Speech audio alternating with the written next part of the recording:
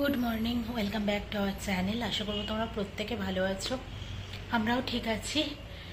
এখন আমি বসে বসে হাঁপাচ্ছি, ভাবলাম যে বসলামই যখন একটু তাহলে ব্লগটাকে শুরুই করে দিই। ঘর ঝাড় দেওয়া হয়ে গেছে, কারণ তার আগে না আমি সিলিন্ডারটাকে ভেতর থেকে বার করলাম। জানোই ভেতর থেকে বার করতে গেলে সমস্ত ওখান থেকে বাসনপত্র বার করতে লাগে। তা বার করলামই যখন, ওই তাকটাকেও মানে ওই র্যাকটাকেও ভালো করে পরিষ্কার করে দিলাম। আর পাশে যেখানে আমি কৌটো কাউটা রাখি আর কি, সেখানটা বিধিগিচ্ছির অবস্থা হয়ে গেছিলো, কারণ কলকাতা থেকে আমি একটু আতপ চাল এনেছিলাম, মামুনি পাপারাও নিয়ে এসেছিলো। তখন কৌটো ঠোটো খালি ছিল না সেভাবে। এখন সব ঢাললাম চাল ফালগুলো। আর চানাচুর ফেনাচুর অনেক দিয়েছিল, ঝাল চানাচুর, ঝাল মিষ্টি চানাচুর, এই সমস্ত করে। তো ওগুলোকেও গোছালাম একটু, ওই র্যাকটাকেও পরিষ্কার করলাম, করে ঘরটা ঝাড় দিয়ে নিলাম। নিয়ে এখন মগটাকে নিয়ে এসেছি মুছবো বলে। তার আগে ভাবলাম যে একটু বসে নি, হাঁপিয়ে গেছি, এত গরম এত গরম। কালকে 2-2:30 অবধি শুধু এমবেছে, 2-2:30 মতো শুধু জেগেই ছিলাম, এদিক ওদিক করছিলাম, এত গরম লাগছিল। তো সিলিন্ডারটাকে তো বার করে দিয়েছি, জানি না আজকেই আসবে কিনা। প্রমিকে একবার গ্যাসের অফিসে ফোন করতে বলবো এখন। তো এইটা লাগিয়েছিলাম হচ্ছে 23-এ।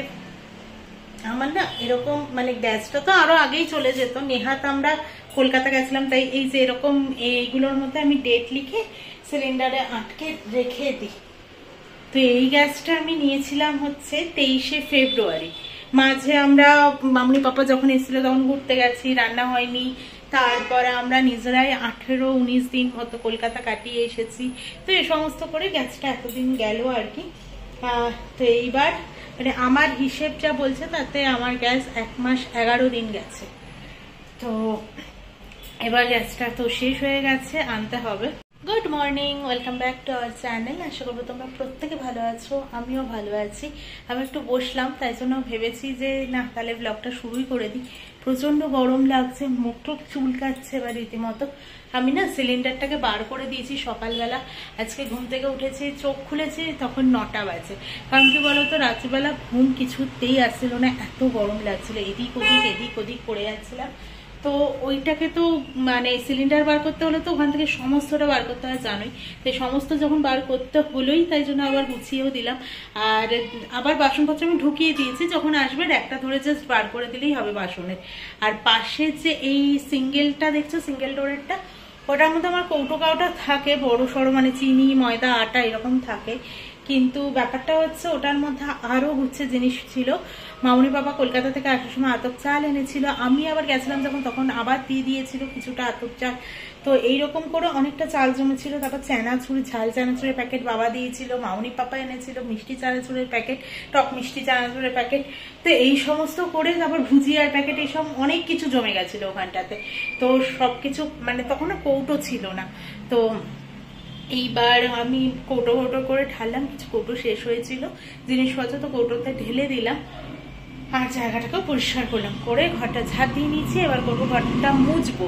তার আগে প্রমিকে একবার বলতে হবে যে গ্যাস অফিসে ফোন করতে, যে আজকে দেবে কিনা, কারণ কালকে তো ছুটি ছিল, বাদই দিলাম কালকের দিনটা, আজকে দেবে কিনা। তো এইসব মানে সকাল থেকে এসব করে হাঁপিয়ে গেছি রীতিমতো। এবার ঘরটা মুছবো, স্নান করবো, পুজো দেবো। এখন বাজে পাক্কা 12টা। আজকেও গ্যাস দিতে আসবে না, রবিবার আসবে।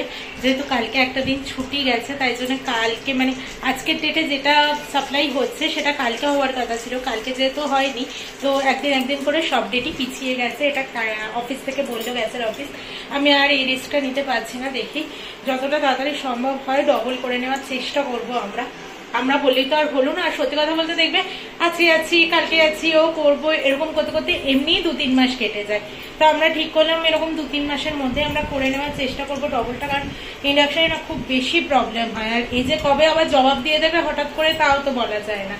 তো ওই জন্য আজকে করবো। প্রমিকে আমি বললাম যে তাহলে ডাল, পটল আলুর তরকারি এরকমই করি, আজকে তো শনিবার নিরামিষ, যেটা দুবেলা হয়ে যাবে। প্রমি বলে এসব করার কোনো দরকার নেই, ডাল করতে গেলে আলাদা করো, পটল আলুর তরকারি আলাদা করো, ভাত আলাদা করো, অনেক টাইম লেগে যাবে তোমার। তার আজকে সেদ্ধ ভাত আর পটল ভাজা আর পাঁপড় ভাজা করো। তো ওর জন্য পটল ভাজা বসিয়ে দিয়েছি। আর এখানে আমি পাঁপড়টা আগেই ভেজে নিয়েছি। আর এখানে আঙুর ফলটা বার করে না ধুয়ে রেখে দিলাম, কারণ ফ্রিজ থেকে ডাইরেক্ট বার করে খাওয়া যাবে না।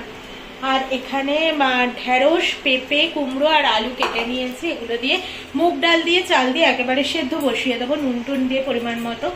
আর কি বলবো, এর মধ্যে দুবার চলে গেল কারেন্ট। তখন আমি প্রমুখ বলছি আজ যদি কারেন্ট না আসে, কারণ এখানে তো আবার গেলে সারাদিনের নামে আসে না, মেনটেন্যান্সের জন্য এক আধ দিন। তো প্রমুখ বলছে তাহলে আর কি, তাহলে অর্ডার দিতে হবে কিছু একটা। এবার শনিবার করে আমরা বাইরেরও খুব একটা খেতে চাই না, কারণ এখানে পেঁয়াজ, আদা, রসুন, আদা বাদ দাও, পেঁয়াজ রসুন ইউজ করে, তো ওই জন্য খেতে চাই না। কিন্তু কি আর করা যেত, তাহলে সবিরুচিতেই যেতে হতো, পিওর ভেজ ওটা। ওখানে পেঁয়াজ দেয়, বাট ওখান থেকে তাহলে খেতে হতো। যাই হোক, কারেন্টটা থাকতে থাকতে চেষ্টা করছি তাড়াতাড়ি করার। এই পটল ভাজা সে কখন বসিয়েছি, এখনো হচ্ছে। এখন বাজে 12:03, ওই 11:30টার দিকে পটল ভাজা বসিয়েছে, এখনো হচ্ছে ও ধীরে ধীরে। আবার বেশি আঁচ বাড়িয়ে দিলে সেদ্ধ হবে না, ভাজা হয়ে যাবে, এই একটা প্রবলেম আছে। তো হচ্ছে, হোক আস্তে ধীরে। একটা হালকা মতো ঘুম দিয়ে উঠেছি। হালকা কেন বলছি, কারণ এত গরমে মানে প্রপার দুপুরে যদি কেউ ভাবে ভাত ঘুম দেবে, সেটা ইম্পসিবল। কারণ মানে একদিকটায় মাথা দিয়ে শুচ্ছি তো বালিশ ভিজে যাচ্ছে, আবার আরেক দিকে এই করতে করতে মোটামুটি 3:30 অব্দি জাগা ছিলাম। দেখো গ্যাস দিতে এলো কখন, তাহলে শুনতে পাইনি, তাহলে বোধহয় ওই আওয়াজে আমার ঘুম ভেঙে গেছিল মাঝে, হতে পারে, জানি না। আমি কোনো আওয়াজই পাইনি মোট কথা। ও না ঘরের দরজাটাকে দিয়ে রেখেছিল, ও বলছে আমি ডাইনিং এ শোবো। হ্যাঁ যে না, ডাইনিং এ আমার না সোফাটায় শুতে একদমই ভালো লাগে না। মানে ও সোফাটাকে খুলবে না কিন্তু ওই ভাঁজ করা অবস্থাতে, যদিও সোফাটা খোলে তাহলে ঠিক আছে, লম্বা করে শোয়া যায়। এইটুকু সোফায় কি করে শোবে বলো? তো আমি ওই জন্য পা মেলতেও পারি না, আমি শুতেও আসি, আমি জানি না ও কি করে শোয়। গ্যাস দিয়ে গেছে ফাইনালি। মানে ও আজকে আমাকে বলছিল গ্যাসের অফিসে ফোন করে কোনো লাভ হয় না, কিন্তু ওদেরকে যদি বলা হয় না যে সিঙ্গেল সিলিন্ডার আছে, ওরা যদি এদিকটাতে ডেলিভারি দেওয়ার থাকে তাহলে ওরা নিয়ে আসে একটা সিলিন্ডার। তো ওই জন্য দিয়ে গেছে আজকে, ও রেখে দিয়েছিল, যেহেতু আমি শুনতে পাইনি ও রেখেছে। এখন আমাকে বলছে কিনা আমি রেখে দিয়েছি, আমাকে ট্রিট দাও একটা। মানে তোমরা ভাবো, একটা গ্যাস রেখে দিয়েছে যেটা আসারই কথা ছিল, বলছে কিনা ওর জন্য দিয়ে গেছে, তাই জন্য আমাকে ট্রিট দিতে হবে ওকে। আমি বলেছি যে না, পণ্ডিতজিতে যাবো না, গেলে আমি সবিরুচিতে যাব।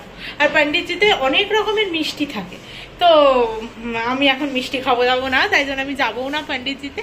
তো ওই জন্য আমাকে বলছে কিনা না তুমি ভাবো, ট্রিটের কারণ মানুষের এক একটা এক এক হতে পারে। ও আমার গ্যাস রেখে দিয়েছে, তাই জন্য ওকে আমাকে ট্রিট দিতে হবে। আবুল তাবল ট্রিট বলে এগুলোকে। চলে এসেছি আমরা বালাজি টেম্পেলে, আর এখানে হয়ে গেলে তারপরে যাব আমরা হনুমান মন্দিরে। তো চলো যাই। আজকে এত গরম লাগছে না, আর কিছু ভাল লাগছিল না বাবা। অবশেষে আমার কথাই থাকলো, সবিরুচিতেই যাব খেতে আজকে, আর পণ্ডিতজিতে যাবো না, কারণ পণ্ডিতজিতে না অনেক রকমের মিষ্টিও পাওয়া যায়। আজকে আমি মিষ্টি খাওয়ার কোনো রকম ইচ্ছে নেই, তাই জন্য ওকে বললাম সবিরুচিতেই চলো, কারণ ছোলে বাটোরে খাওয়ার ইচ্ছে আমার খুব একটা নেই। এখানে না সবিরুচিতে রিজনেবল প্রাইসে অনেক রকম কম্বোও পাওয়া যায়, ওই 110, 100 এরকম করে প্রাইস থাকে। তো তারপরে 120-30 বেশিও আছে। দেখো আমি এখানে নেওয়ার জন্য দাঁড়িয়েছিলাম। এটা হচ্ছে আমার কম্বো, স্যুপ দিয়েছিল, ফ্রাইড রাইস আর গোবি মাঞ্চুরিয়ান বা চিলি গোবি এরকম টাইপের দিয়েছিল। যাই হোক, খেতে দুর্দান্ত ছিল। স্যুপটা একটু মিষ্টি মিষ্টি লেগেছে, তবে ভালো লেগেছে। আর এই হচ্ছে ছোলে বাটোরে, যদিও ছোলের মধ্যে একটু কারি পাতা ছিল। যাই হোক, তো ভালোই ডিনারটা কমপ্লিট হলো। আমরা সেই যে বিকেলে বালাজির মন্দিরের জন্য বেরিয়েছি, তারপর থেকে কিন্তু আর ঘরে ঢুকিনি।